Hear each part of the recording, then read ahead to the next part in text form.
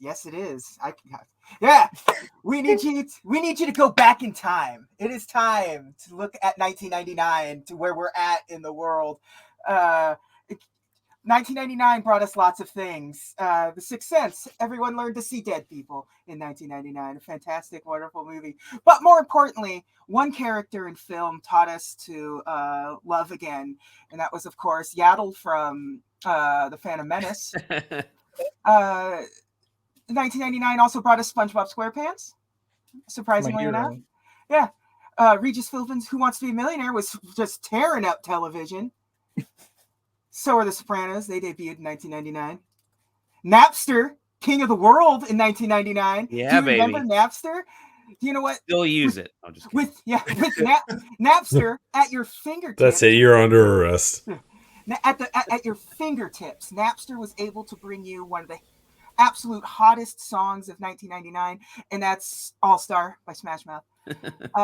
But also Britney Spears was making a lot of teenage boys very, very curious in 1999 as well.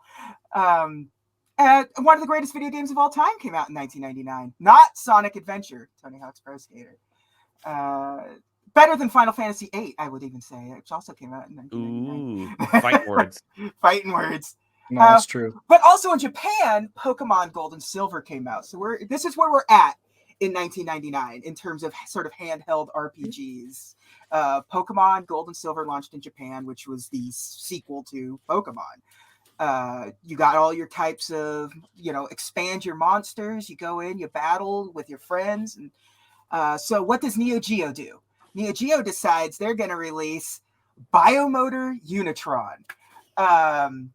Woo! Let me tell you. So I got this code because I'm the NEOGEO Pocket Color guy. I've done every single one of these games. And that's actually on your birth certificate. Yeah. It's actually by law. My middle name is NGPC. You can get rid. Yeah, it's true. You can get rid of this. This is the end of the slideshow. I just wanted to make fun of 1999 for a little bit. Biomotor Unitron is a real piss poor attempt at cashing in on RPGs of 1999. We were in such a good place in 1999 in terms of handheld games, especially with limitations. And this one, like the NEOGEO Pocket Color, was doing a good job at the time of taking these giant ideas, fighting games, even Sonic the Hedgehog.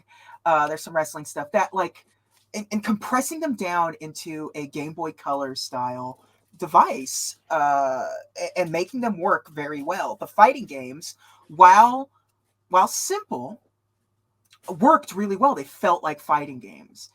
Biomotor Unitron tries to do this weird Pokemon thing while not being Pokemon. And I don't know. Yeah. It looks bad. The character designs are just like bad. It's basically got two things that you're going for in it. It's got yeah. This looks like a Digimon, like the third transformation. Yeah. Like, get jeans on. And So this game basically has sort of three things going for it. You have it sucks, man. You have the overworld where you're sort of interacting with the people in the town and everything. You have like that was the hub world. The overworld where you're wandering to these towers and you're just sort of fighting your way through the towers. There is no real end game to the towers except fighting the boss at the end. And they're all like kind of elemental and stuff. So you get there and you're getting parts for your McDonald's robot. Yeah, you're getting parts for your robot to like change the robot like they're like they're toys basically. Metabots. Yeah, that's exactly Metabots. And then after that, there's this sort of arena where you just take your robot and fight through a stage of an arena. And that's the extent of the game. It is easy. Badass. I felt absolutely no challenge at any moment. during this game. Like, you're just kind of working your way up. If every sector of Pokemon was just like the tower that the dead Pokemon tower, like, or like the caves, like everything's this. You're just getting in random battles against random robots, getting parts, beating a bigger robot, and then going back to town, going into the arena, and beating the arena challengers. You don't like win. There's no big ending. There's no anything. It's just, it exists. It's designed to be a fighting game in some way, although good luck finding a single one of your friends with another NEOGEO Pocket Color, especially in 1999. And every creature looks just miserable. There's no good design in any of this. Like, they're not even ripping off like Gundams or anything. Like, it would be super fun if they were ripping off other robots. They look like the robots from like was it Base Wars? Yeah, kinda, yeah. Or they look like some sort of like early 90s like Food Wars toy line or everything, where everything's just kind of generic and brightly colored, and everything's kind of, yeah. It reminds me of that one Pokemon in Sword and Shield that's like the random mishmash of fossils that like don't really cohesively go together. That's what that is.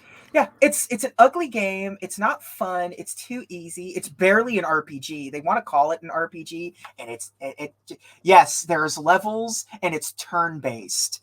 Like, I guess it's an RPG, but it's a little shallow, is what you're saying? It's super shallow. This is the worst of everything that I have gotten from this NEOGEO Pocket Color collection. And you've been pretty optimistic with each of those NEOGEO Pocket games. Yeah, because they all sort of represent the people making something interesting on limited hardware. Like I said, taking fighting games, taking a fighting game and turning it into a card game. Taking like there's like Digimon stuff on there, not Digimon, like digital pet stuff on there too. That's kind of interesting. Digimon, yeah, just like Digimon, just as the Digimons are, and like golf, like sports games and stuff, and good like ports of like Sonic the Hedgehog 2. Like I said earlier, it's a really good version of a handheld version of a Sonic game that's completely unique, while kind of maintaining the aesthetic and gameplay of Sonic the Hedgehog 2, which is a pretty impressive thing for, like I said, a Game Boy Color effectively in 1999. This is just nothing. It's and there was a sequel. There's a sequel to this game that never came out in America because SNK went belly up by the time that sequel came out. But I just could never recommend this game. It doesn't have anything to bring you back. It's easy to beat. You can beat it in like 1.5 sittings. Oh wow. Okay. It's just not long. It's not hard. There's no difficulty. You build a decent enough robot and you don't have to change a thing. Like, you could just grind through, because it's not like Pokemon. It's not like you're getting different robots. You're just building onto your robot to make the perfect robot for yourself that you like. And it's just, it feels so shallow and empty, and it lacks a lot of personality. There's a lot of characters in it, but none of them feel interesting or like fun to talk to. It just all feels like it's just part of the grind, which is never how you want your NPCs to be in your games. So yeah, bad game.